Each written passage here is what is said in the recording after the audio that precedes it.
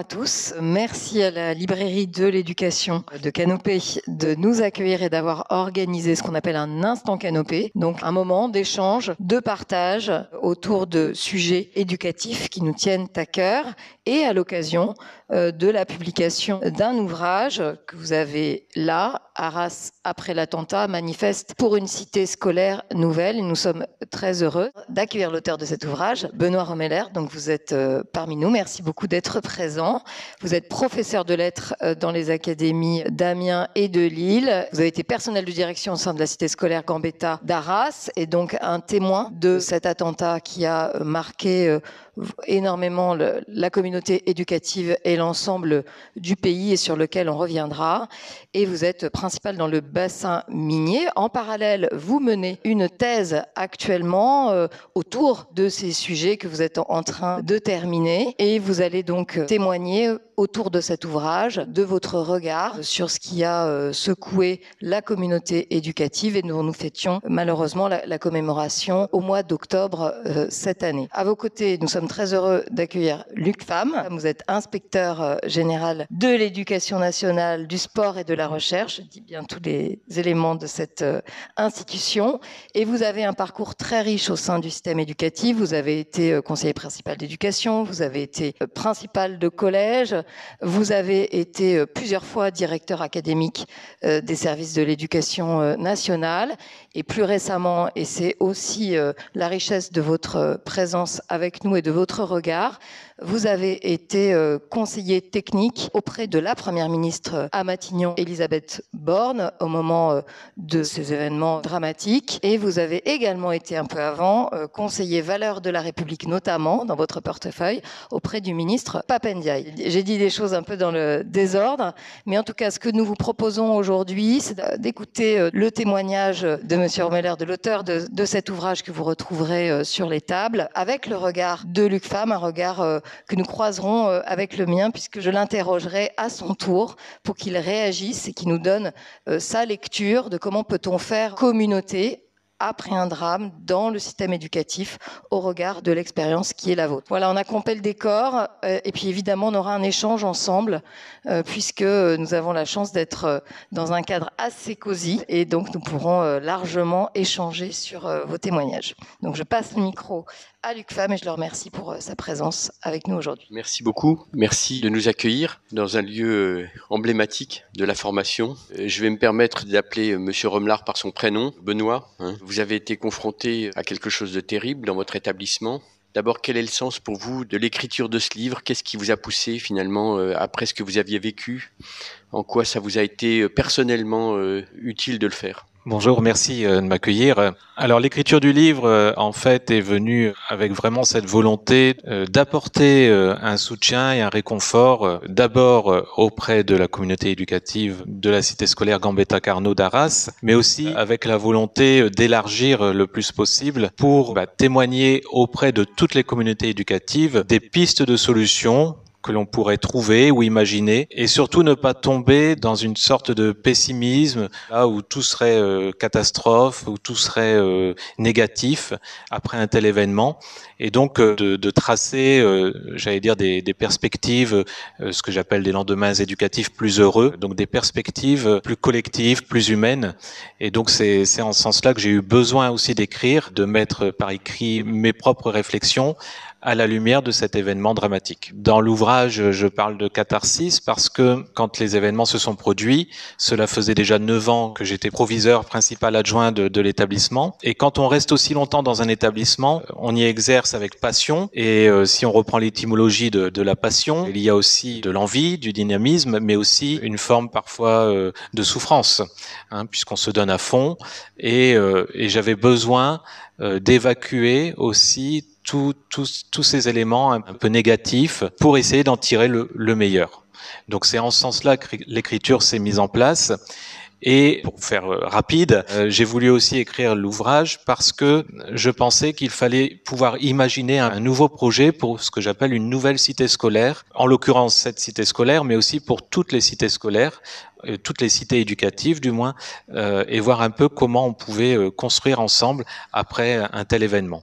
Alors, il y a quelque chose que vous n'abordez pas dans votre ouvrage, mais si j'ai l'air de comprendre pourquoi, mais tout de même, c'est un ancien élève de l'établissement qui a commis cet assassinat. Est-ce que vous avez réfléchi à la façon dont on devait traiter ce genre de situation? En tout cas, vous n'en parlez pas directement. Alors, il n'y a pas de discours direct de ma part, c'est volontaire, parce que moi-même, je dois prendre de la distance par rapport à l'élève que j'ai connu. Aussi parce que le livre, ce n'était pas une enquête.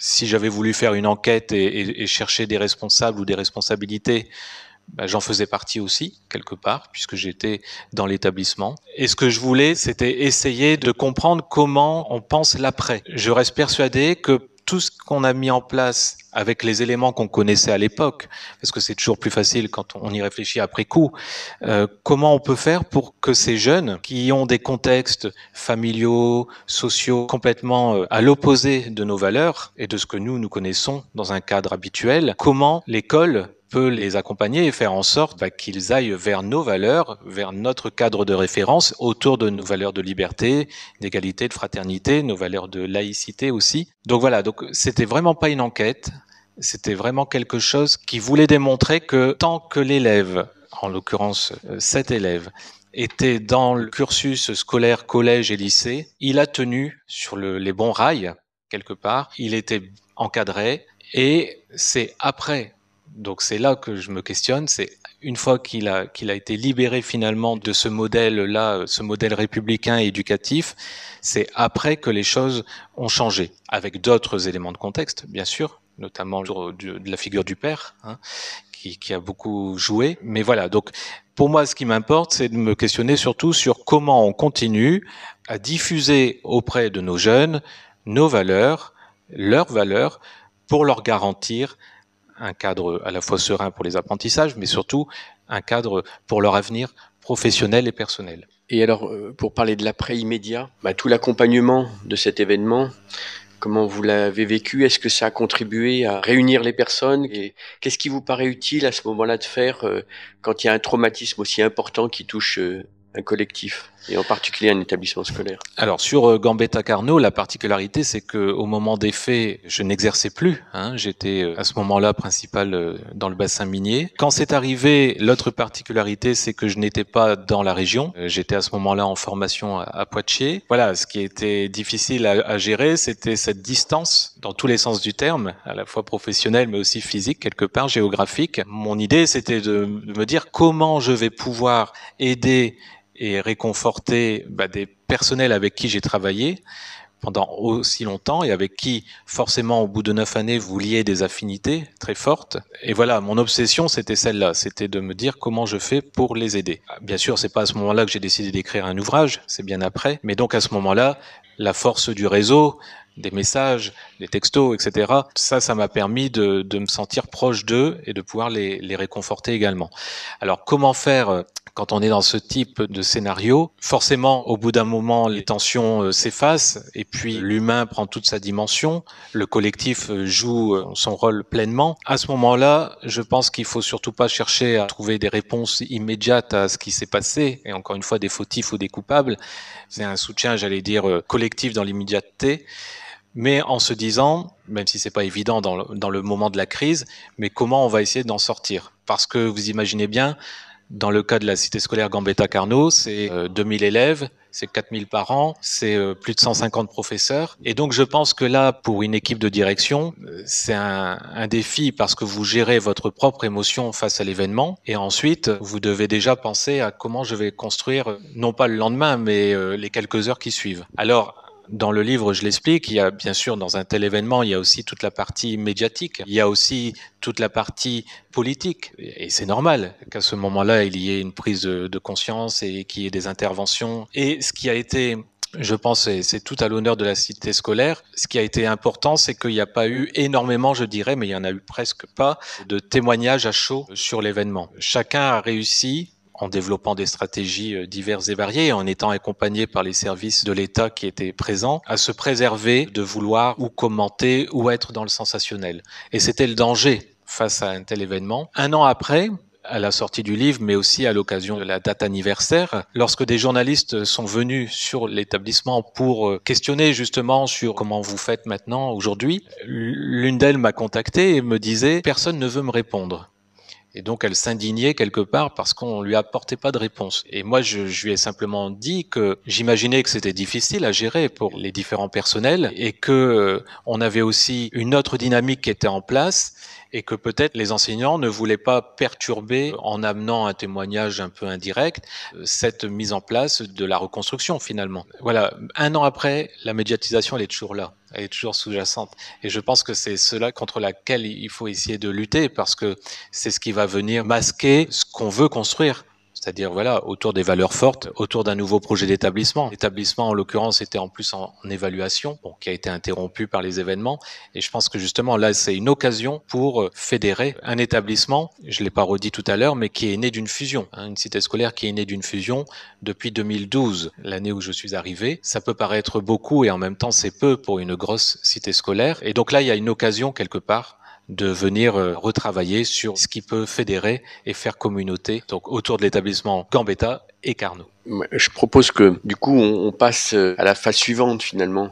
Même si c'est pas la vie réelle de l'établissement, puisque on sait qu'il faut beaucoup de temps et beaucoup d'années. J'en ai été témoin avec l'assassinat de Samuel Paty dans les Yvelines, et j'ai suivi le collège. Je sais qu'il faut beaucoup de temps et que les professeurs n'ont pas envie au départ d'en parler. C'est compliqué. Tournons cette page au sens de l'exposé, mais on la tournera pas, évidemment, pour l'établissement, parce qu'elle se tourne jamais. On passe à la phase d'une projection vers la nouvelle cité scolaire, une nouvelle cité éducative, en quelque sorte. Vous évoquez la question d'un laboratoire à travers un établissement de cette taille-là. En quoi, pour vous, ça peut être un laboratoire et en quoi ça peut être intéressant que ça en devienne? Et quelles sont les conditions, sans doute aussi, pour que ça le devienne? Alors, je parle de laboratoire. Alors, l'expression n'est pas la mienne, finalement. Quand je suis arrivé en 2012, j'étais auparavant enseignant de lettres. Et donc, j'arrivais dans un établissement atypique. Déjà, une cité scolaire, donc un établissement complexe, collège, un lycée, une fusion qui était juste mise en place. Le chef d'établissement de l'époque m'avait dit, vous arrivez ici, c'est comme une sorte de tremplin au niveau professionnel, mais en même temps, c'est un établissement dans lequel il y a beaucoup de choses à construire. On était dans la fusion. Et c'est en ce sens-là qu'il parlait déjà de laboratoire des possibles. Et donc j'ai repris cette expression. Pourquoi laboratoire des possibles? Parce que ma conviction, c'est que nos établissements, au-delà des cités scolaires, mais nos établissements gagnent à travailler de manière collective et de manière territoriale sous forme de réseau. Et on retrouve ce dessin-là à travers la cité scolaire, en réunissant le collège et le lycée. On peut, dans mon établissement actuel, on pourrait imaginer très bien cela avec un travail en réseau, peut-être plus proche, plus intense aussi, entre nos écoles de secteur et le collège, ou pourquoi pas les 3 collèges de la ville et le ou les lycées de rattachement. Laboratoire des possibles parce que des profils complètement variés dans cet établissement. Bon, des collégiens avec une particularité à l'époque, en 2012 du moins, c'est qu'on avait anticipé, enfin le chef d'établissement avait anticipé ce qu'on a mis en place ensuite avec la réforme du collège concernant la bilangue, puisque en 2012, le collège n'avait pas de secteur de recrutement. Et donc il était toujours un peu en indélicatesse, je dirais, en termes de recrutement. On ne savait pas si on allait faire le plein. Et une des stratégies qui avait été mise en place à l'époque, c'était de développer dès la 6e de la bilangue, anglais-chinois, anglais-russe, anglais-allemand. Et ça permettait de ne pas déshabiller les autres collèges, mais aussi de répondre à un besoin voilà, à ce moment-là. Donc ça, c'est la première particularité pour ce collège. Avec un établissement où vous arrivez avec du russe et du chinois, c'est pas quelque chose de très fréquent. La deuxième chose, c'est qu'au niveau des lycéens, on avait aussi la particularité d'avoir dans la série technologique, bon, la série générale, on avait les 3 voies à l'époque, S, L, E, S, mais dans la série technologique, on avait également les STMG et les STI2D. Les STI2D,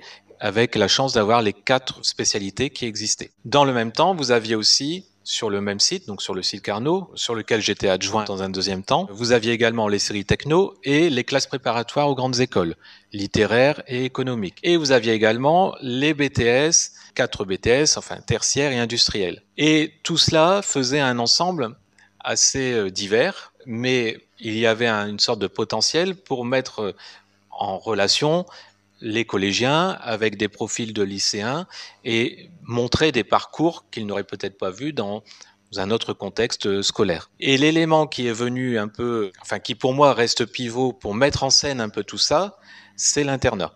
L'internat a été ouvert dans l'établissement en 2016 ou 2017. Je pense que cet internat qui regroupait des collégiens, des lycéens pré-bac et des lycéens post-bac, ça doit être le moteur de l'ensemble d'une cité scolaire. Je prends cet exemple-là pour cet établissement-là, bien sûr, mais ça fait écho aux internats d'excellence dont on parle aujourd'hui, qui peuvent être aussi une sorte de modèle pour réunir des publics, des profils d'élèves et leur faire découvrir des chemins qu'ils n'auraient peut-être pas découverts autrement dans leur collège ou leur lycée de secteur. Donc c'est en ce sens-là que c'est un peu le laboratoire des possibles, avec ce développement-là, des relations. On parle beaucoup des liaisons école-collège et collège-lycée. On sait que ces liaisons sont compliquées, pour plein de raisons, souvent des raisons de contexte, mais structurelles, parfois géographiques. Quand vous êtes dans un établissement, un collège en zone rurale, c'est beaucoup moins évident d'aller emmener les élèves.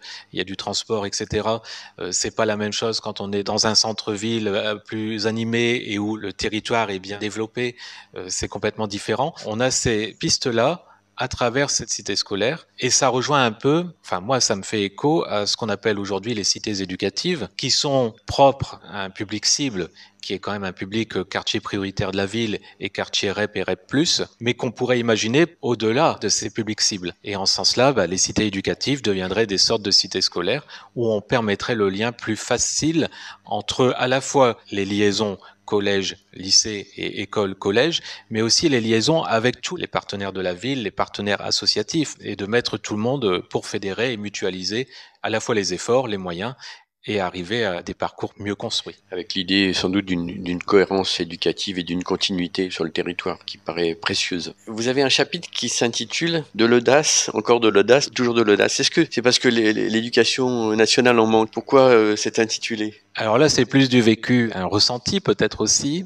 J'entends souvent l'idée selon laquelle on peut pas faire tel projet ou on peut pas imaginer telle solution parce que elle n'est pas inscrite dans une circulaire, dans un décret ou que sais-je, ou parce que c'est pas la mode du moment parfois, ou parce que ça vient pas d'une injonction, alors si ce n'est ministérielle, mais au moins une injonction, on va dire, de notre inspection académique, parce que parfois on oublie pourquoi on veut faire cette action, pourquoi on veut avoir cette audace pour tel parcours d'élèves, etc., en mettant en place tel dispositif. On oublie ça parce que derrière, on se dit, il y a l'image de l'établissement. Est-ce que on va pas nous pointer du doigt quelque part?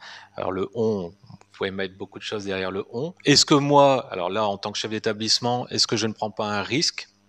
C'est-à-dire un risque en termes d'évolution professionnelle. Peut-être que ça me sera reproché, ou peut-être que ça pourra être encouragé. Mais voilà, il y a ces doutes-là. Ensuite, quand vous voulez vous engager avec audace dans un projet innovant, peu importe le nom qu'on lui donne, si vous voulez rentrer dans une démarche telle que la démarche Notre école, faisons-la ensemble, et je le dis aussi librement parce que je suis dans cette démarche, on se rend vite compte que on se retrouve devant certains blocages, alors des blocages qui sont des blocages administratifs, après des blocages budgétaires aussi, mais c'est normal. On peut pas, l'argent est compté et c'est tout à fait logique. Mais parfois, on se retrouve aussi bloqué par toute une série de dossiers à monter, tout un côté administratif qui est très lourd et qui parfois vient bloquer le dynamisme ou l'élan de départ. Et quand, pour ce qui est mon cas, vous commencez à monter un projet, par exemple autour du climat scolaire, et que ça fait plus d'1 an et demi que vous avez lancé le projet, qu'au bout de quelques mois, on vous relance en disant il faudrait préciser avec plus de devis ou d'autres devis, etc. Donc vous faites la démarche, et puis qu'après vous n'avez pas de nouvelles, donc vous relancez, et puis qu'au final on vous dit oui, mais là on est en fin d'année, on va attendre la décision parce que on va avoir les budgets de 2025, donc on attend de. Mais vous voyez, parfois ça donne l'impression que les choses patinent un peu et ça peut décourager. Alors, ça peut décourager un chef d'établissement.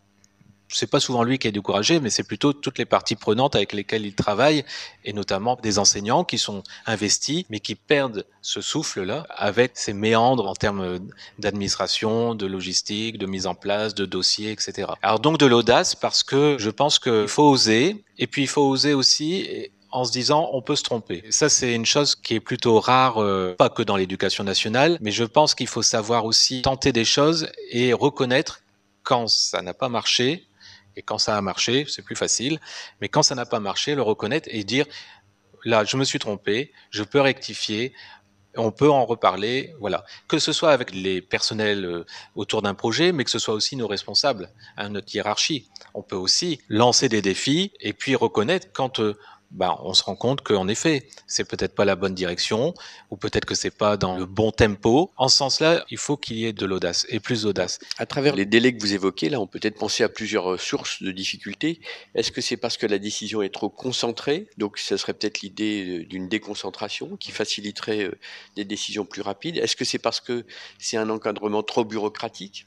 Et dans ce cas-là, il faudrait alléger les dossiers. Est-ce que parfois, alors c'est pas le cas dans ce que vous évoquez, on n'intériorise pas aussi un petit peu la contrainte sans savoir vraiment quelles sont les marges de manœuvre qu'on a à disposition? Et c'est pas parce que notre administration, qui est importante, mais finalement n'est pas si pléthorique que ça.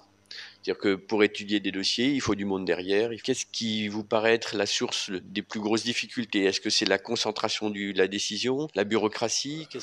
En fait, ça répond à une des solutions, enfin du moins ce qui motive sans cesse ma manière de travailler, c'est qu'il faut qu'on ait une réflexion de l'ordre du territoire. Donc ça répond un peu à votre question, c'est-à-dire que pour être efficace, il faut que l'on puisse avoir des interlocuteurs les plus proches possibles. Plus la décision s'éloigne dans les différentes sphères départementales, académiques et puis ensuite nationales, plus le temps se rallonge aussi, et donc c'est un peu ce que vous évoquez. Ce sont tous ces cylindres-là qui font qu'au bout d'un moment, il faudrait qu'on revienne au local. Moi, je l'évoque dans le livre, c'est pas de moi, mais le penser global, agir local nécessite de pouvoir prendre des décisions à la fois rapides et sur le territoire ou sur une zone bien déterminée. Et donc, à chaque fois qu'on rajoute des intermédiaires, des interlocuteurs, des vérificateurs, pour pas utiliser le terme inspecteur, eh bien, à chaque fois, on vient rajouter, alors, parfois c'est bien, ça vient amender les choses, ça vient les ajuster et aussi parfois les prolonger sur certains dossiers, mais parfois ça vient aussi rajouter du temps.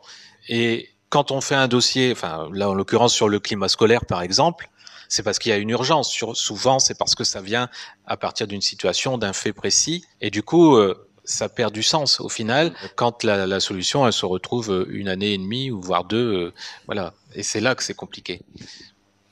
À l'échelon d'une vie d'élève, c'est très long.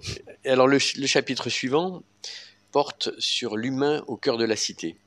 Je crois que c'est quelque chose qui vous tient particulièrement à cœur. Vous parlez un moment des cellules de veille qui permettent d'avoir une vision globale de l'élève avec des regards croisés. Qu'est-ce que ça signifie pour vous, l'humain au cœur de la cité? Alors l'humain, c'est ce qui est dans tout le livre. Alors, je ne sais pas si c'est aussi visible ou aussi lisible. Il faut aimer les gens. Voilà. Il faut aimer les gens. Quand on travaille avec des enseignants, quand on travaille avec des équipes administratives, si vous n'aimez pas les gens, vous restez, j'allais dire, dans un côté très administratif, très professionnel, très strict, et vous passez à côté de beaucoup de choses, et souvent vous passez à côté de leviers qui vous permettent justement de mieux répondre à certaines problématiques. Quand j'ai quitté l'établissement, au bout des 9 années, comme je le disais tout à l'heure, forcément vous créez des liens très forts, parce qu'on vit chacun nos propres événements et des événements qu'on partage, des événements familiaux, des événements heureux, mais aussi des événements plus douloureux. Et donc, fort de tout ça, quand je suis parti, on m'a dit oui, vous avez un management humain. Alors, j'ai du mal à le définir parce que c'est comme ça que je fonctionne. Et pour moi, c'est, j'allais dire, naturel. Et ça me paraît logique qu'on agisse avec humanité, finalement.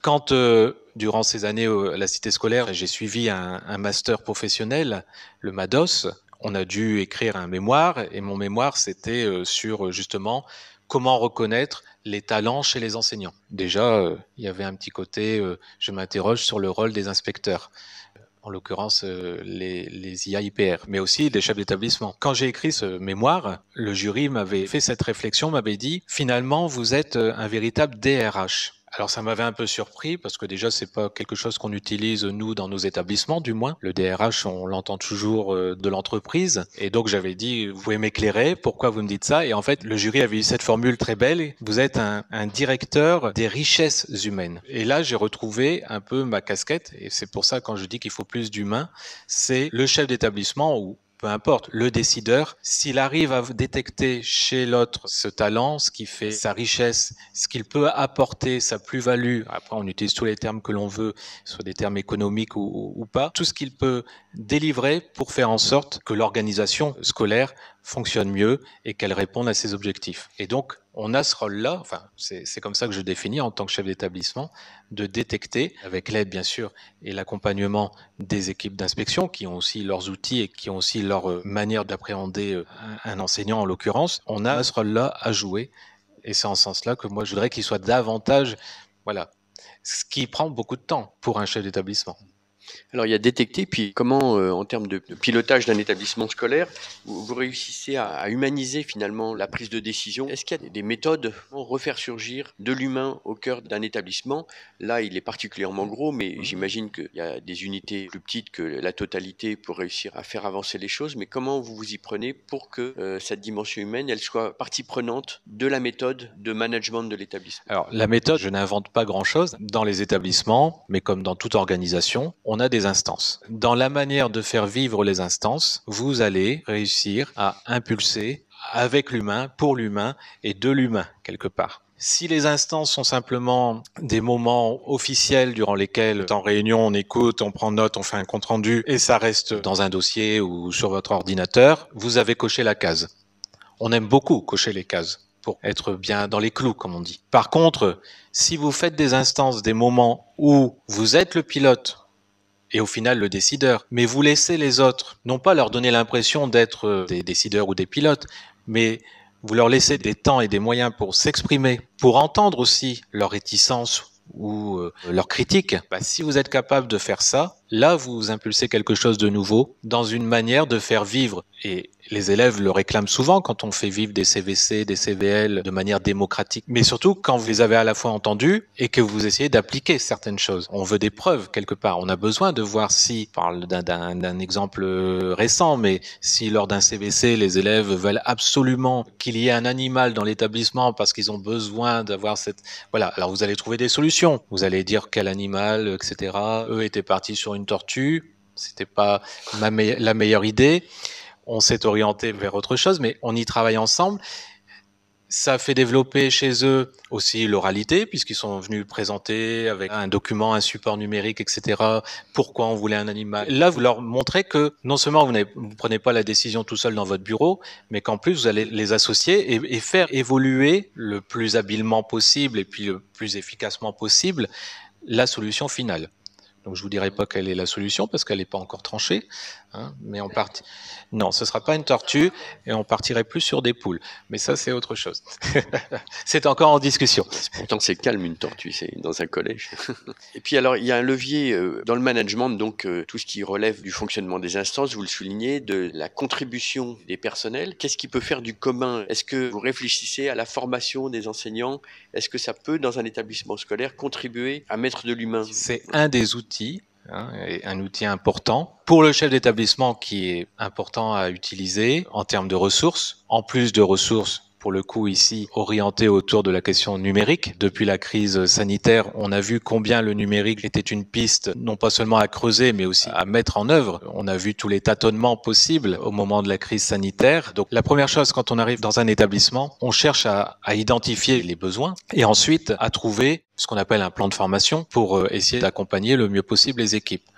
Là dernièrement, c'était la mise en place des groupes de besoins ou de niveau en 6e et en 5e en français et en mathématiques. Comment moi, à mon niveau, en tant que chef d'établissement, avec l'appui des corps d'inspection, comment je fais en sorte que mes équipes s'y retrouvent dans cette nouveauté, on va dire. Alors après, on est pour, on est contre, comme je leur dis toujours, peu importe. C'est pas la question. C'est le texte, c'est la loi. Comment on fait pour la mettre en place? Encore une fois, ça a été pensé globalement. Comment on la met en place? On actionne localement les choses. Et comment on l'adapte aussi à notre public, puisque, en l'occurrence, dans mon établissement, on a un public très défavorisé, socialement défavorisé. Comment on fait en sorte que cette réforme vienne répondre à des besoins spécifiques? Je pense que pour le chef d'établissement, vraiment, la question de la formation, elle se pense d'abord au niveau établissement. Alors on peut penser aux formations d'initiatives locales, on peut penser aux ressources internes aussi, puisqu'on a des enseignants qui peuvent partager leur expérience et leur expertise. Et puis après, on élargit,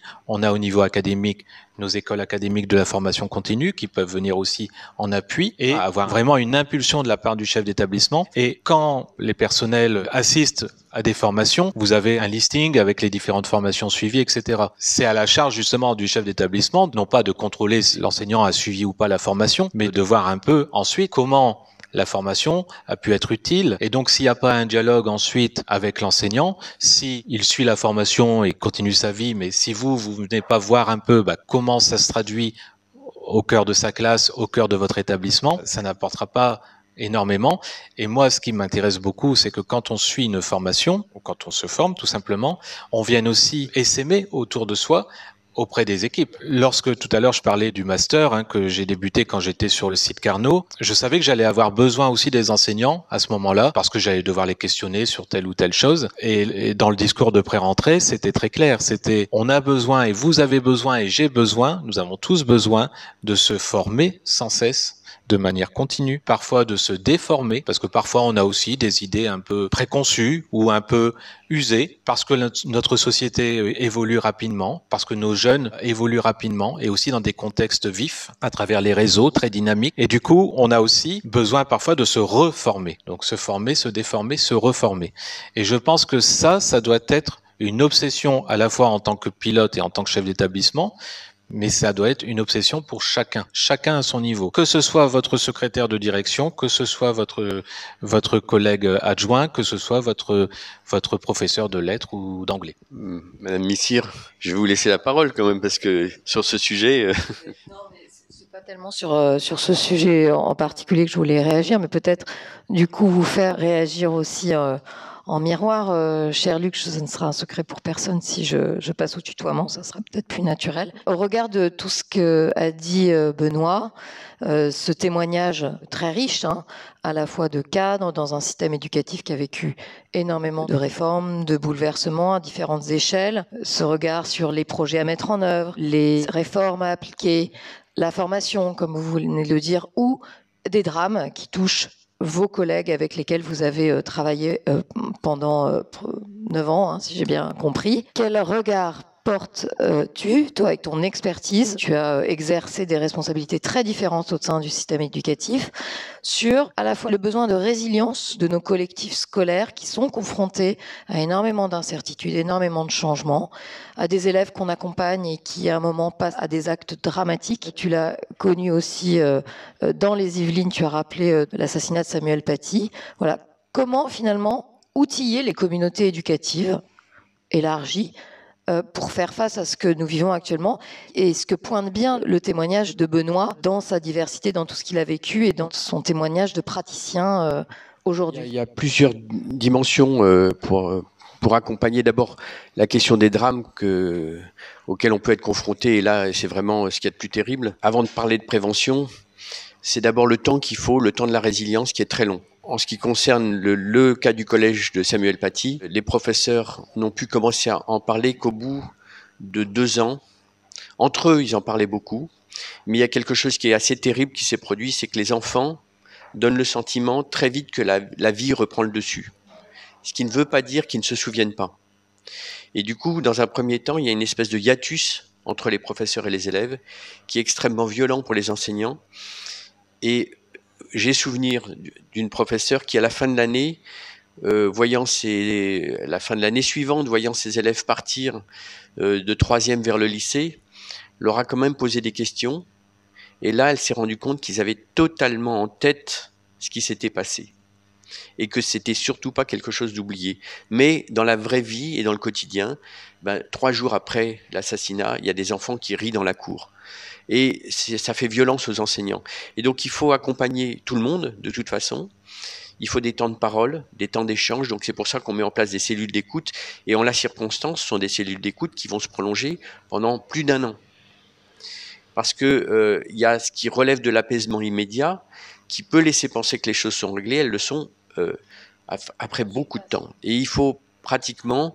Il y a eu un film qui a été tourné dans ce collège. Et à l'issue de ce film...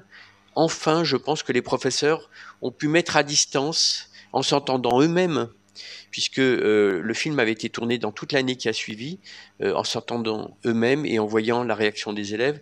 Ils ont pu mettre un petit peu à distance et commencer à repartir. Mais c'est extrêmement long. Dans tout ce qui relève de l'accompagnement, il y a l'idée aussi de sécuriser. Le collège était ouvert, enfin il manquait un grillage. Il a été mis, ça n'apporte pas la solution au drame, mais à ce moment-là, toute la collectivité a besoin de se sentir protégée. Donc, il faut protéger, il faut sécuriser, il faut accompagner psychologiquement. Et il y a par exemple une association des victimes du terrorisme qui a accompagné cet établissement pendant plus d'1 an.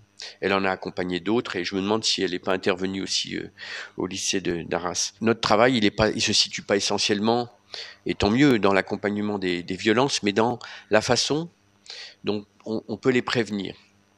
J'ai été pendant 5 ans chargé de la prévention de la violence dans l'Académie de Versailles et je voyais toujours des choses extrêmement sombres tous les jours parce que sur une population qui fait 10% de la France, tous les jours il y a des drames, il y a des décès, il y a des suicides et statistiquement ça reste très marginal. Ça choque beaucoup, mais on pilote pas un système par de la marginalité, on le pilote par la prévention. Et cette prévention des situations catastrophiques se fait essentiellement dans des actes ordinaires.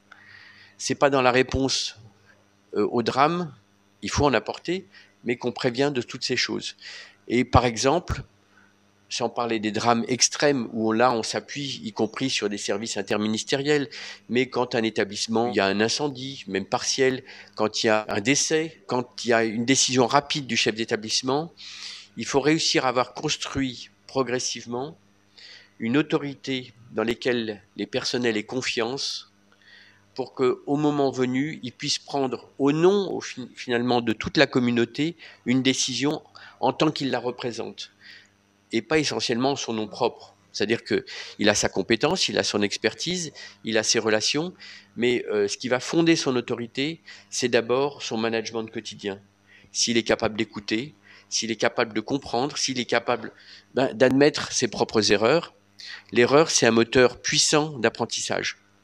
On est quand même dans une culture de l'éducation nationale où, pendant longtemps, on a parlé de faute d'orthographe et on continue à le faire. Mais c'est sans doute un très bon levier pour apprendre, à condition que ça relève pas d'une considération morale, mais d'une recherche de l'erreur qui a été faite. Et c'est un peu vrai pour tout.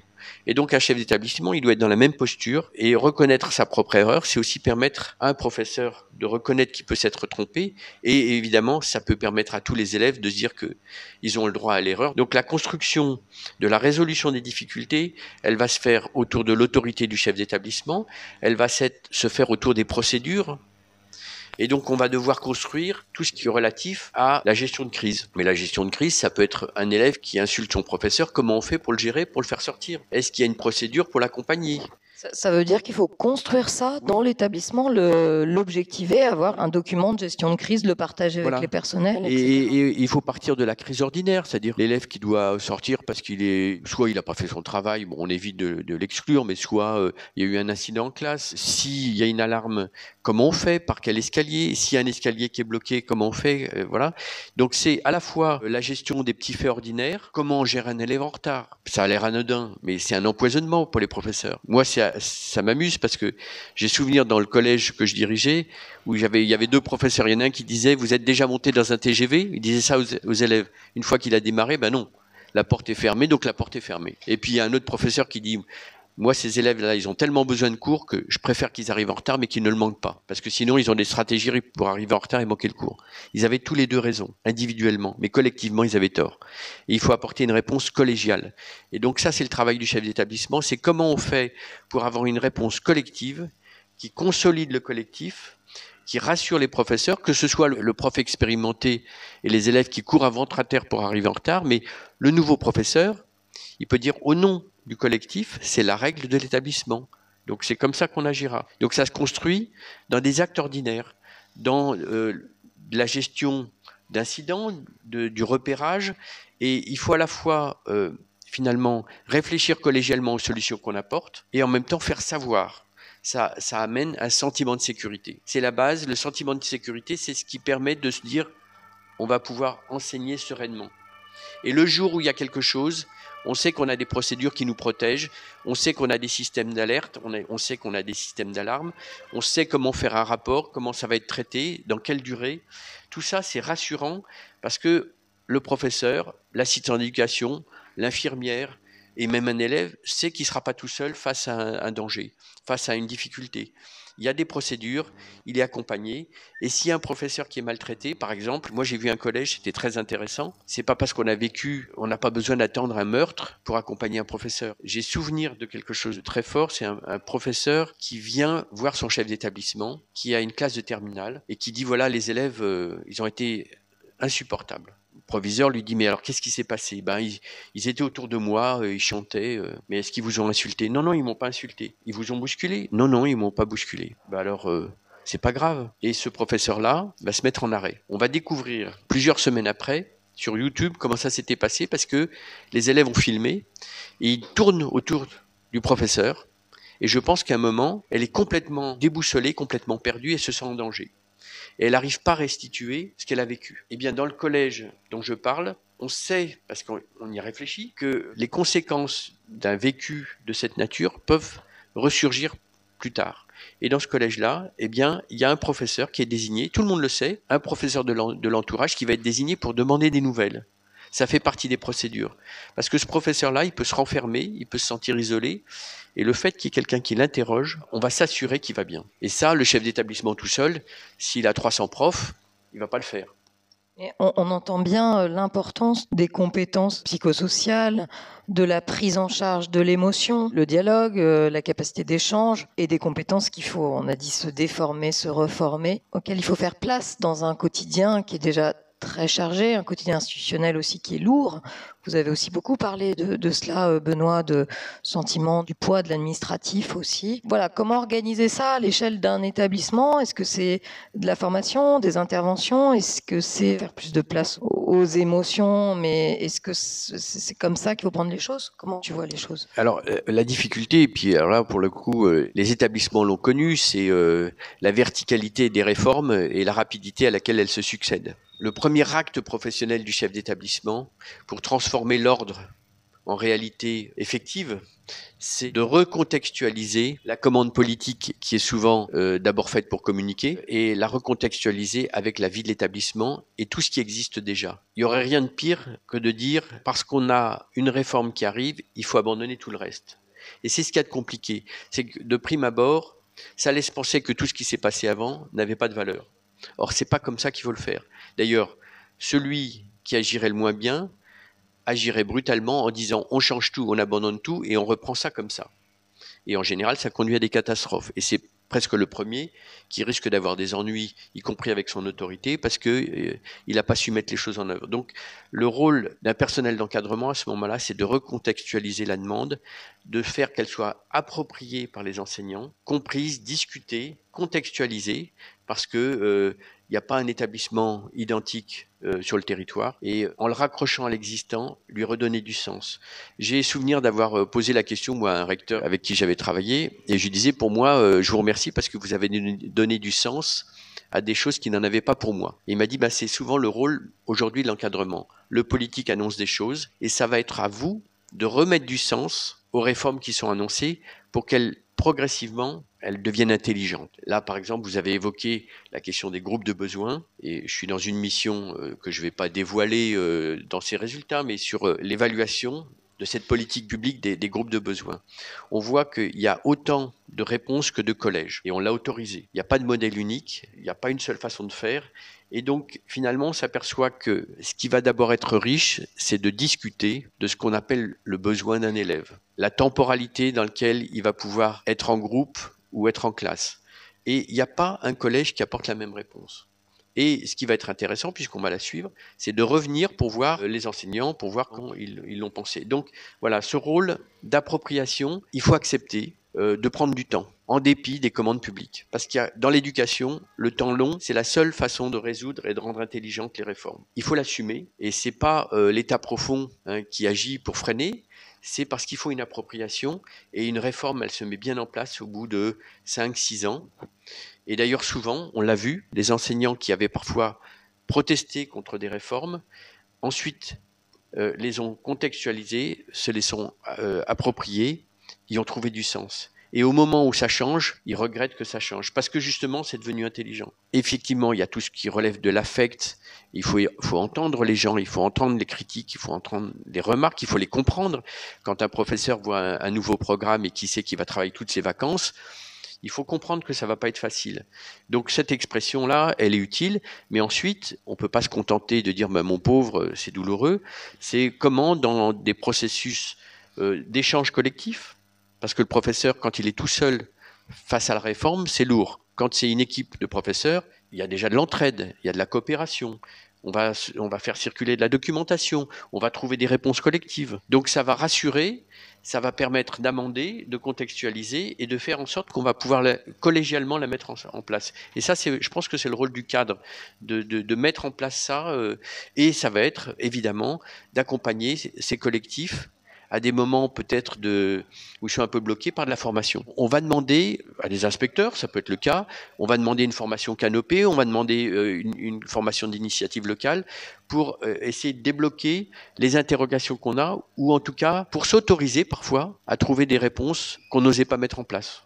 On entend bien dans tes propos, effectivement, le fil rouge qui est celui du collectif par rapport à la dialectique entre l'individu seul dans sa classe, face à des difficultés, et le collectif de travail, donc que ce soit en formation, que ce soit dans les réponses aux crises. On a entendu aussi la nécessité de se sentir en sécurité, donc le collectif permet aussi d'apporter ça, donc renforcer le collectif, mais il faut du temps aussi, il faut trouver du temps pour réunir les équipes, les faire travailler ensemble sur des sujets. Aujourd'hui, ça apparaît, enfin en tout cas, je me permets de faire un aparté sur les études, nous, qu'on mène auprès des publics qui nous font confiance, cette question du temps de formation, du temps du collectif, du temps d'échanger, elle paraît à la fois extrêmement nécessaire et extrêmement difficile, de plus en plus difficile à trouver. On a le sentiment que ce temps échappe aux acteurs dans notre système éducatif. Oui, aujourd'hui c'est particulièrement difficile parce qu'il y a une tension entre un système qui se forme insuffisamment. Les enseignants français ont finalement moins de temps que les autres enseignants pour se former. Les moyens sont ce qu'ils sont, hein, et on n'est pas dans une période particulièrement faste. Donc il y a ce besoin de formation. Il y a l'idée qu'il faut éviter d'avoir des élèves sans professeur. Le remplacement de courte durée, comment on l'organise? Est-ce que c'est compatible avec de la formation collective? Ça devient compliqué.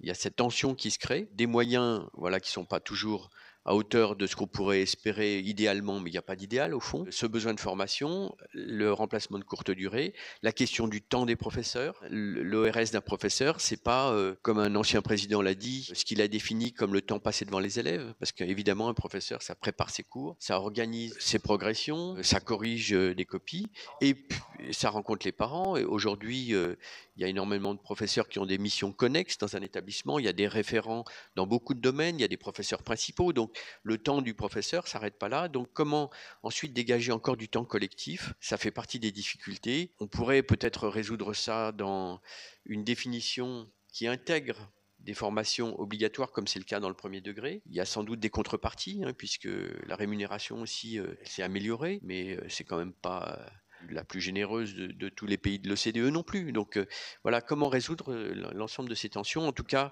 moi j'ai assumé, quand j'étais chef d'établissement, de prendre du temps collectif, mais en annonçant très longtemps à l'avance les choses pour que les parents puissent se préparer en disant, on prend un peu du temps de l'élève, mais aussi on prend un peu du temps à l'extérieur. Et donc, je faisais des formations après la récréation de 15h30 jusqu'à 18h30. On avait du temps et du temps pris sur l'extrascolaire, le hors temps devant élève et un peu sur le temps devant élève.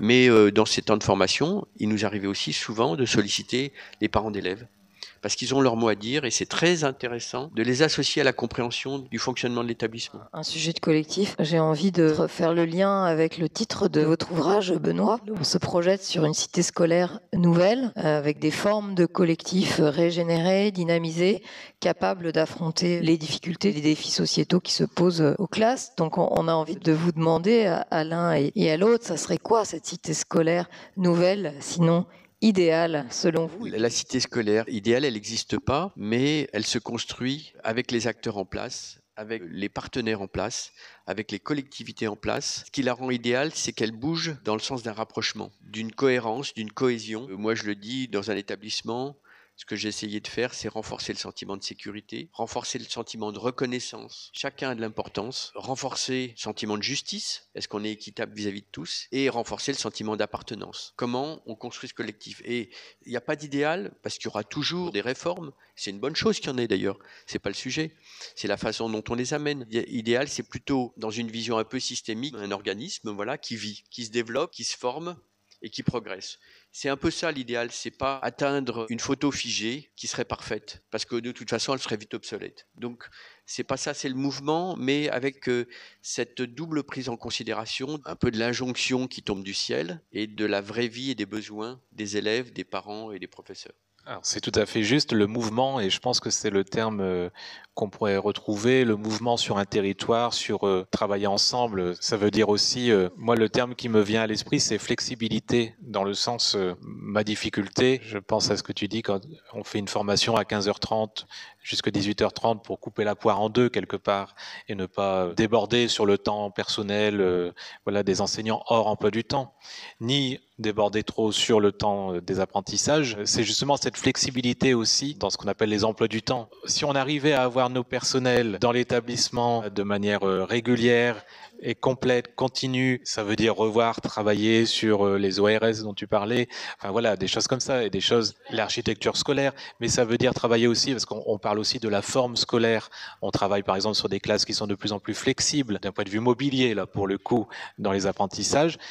Si on avait cette flexibilité-là aussi pour nous, dans les établissements, pour agir, si on avait cette flexibilité aussi hiérarchique ou administrative, enfin peu importe le terme, mais dans la manière de pouvoir répondre localement à des problématiques dans les établissements, ça c'est quelque chose qui serait aidant pour un chef d'établissement dans son pilotage, pour pouvoir réunir ses équipes et pouvoir apporter des réponses qui sont de plus en plus des réponses urgentes. Alors on essaie bien sûr de mettre en place des procédures. Tout à l'heure, ça faisait écho aux fiches incidents, par exemple, justement comment on gère des retards. On l'exclut pas systématiquement parce que de toute façon on ne peut pas. On est responsable, enfin le professeur est responsable. Donc toutes ces procédures viennent garantir en effet la sérénité et viennent aussi donner une règle. Et comme on le dit sans cesse aux élèves, s'il n'y a pas de cadre et s'il n'y a pas de règles, c'est l'anarchie, c'est n'importe quoi. On a besoin de ces règles non pas pour contraindre, mais justement pour consolider et pour aller dans la même direction. La cité scolaire idéale, bien sûr, n'existe pas. Elle dépend en effet des contextes des académies. On le voit bien, comment décliner une politique, une réforme nationale au niveau académique, des disparités entre les académies, mais aussi au sein même des propres territoires. On le voit entre deux départements. Enfin, si je prends l'académie de Lille, entre le département du Pas-de-Calais et du Nord, on n'a pas les mêmes problématiques non plus. Donc on déclinera pas les groupes de besoins, par exemple, de la même manière. On n'aura pas les mêmes contraintes non plus. Donc il n'y a pas de cité scolaire idéale, mais je pense qu'il y a une nouvelle cité scolaire à construire autour de cette notion de cité éducative et autour des valeurs fortes que sont le collectif, l'humain, je reprends ce terme-là, pour faire réussir, et quand on dit faire réussir, c'est bien sûr nos élèves, ça c'est l'évidence première, mais faire réussir toutes les équipes, y compris le chef d'établissement, toutes les parties prenantes d'un établissement et d'une communauté éducative. Je trouve qu'on est parti évidemment de situations dramatiques et qu'il reste à une espérance et un regard positif sur notre système éducatif. Voilà, ça sera peut-être la conclusion de nos échanges. Merci beaucoup pour ce dialogue. C'est extrêmement intéressant de vous écouter. Donc merci à tous et à bientôt à la librairie Canopée. Merci.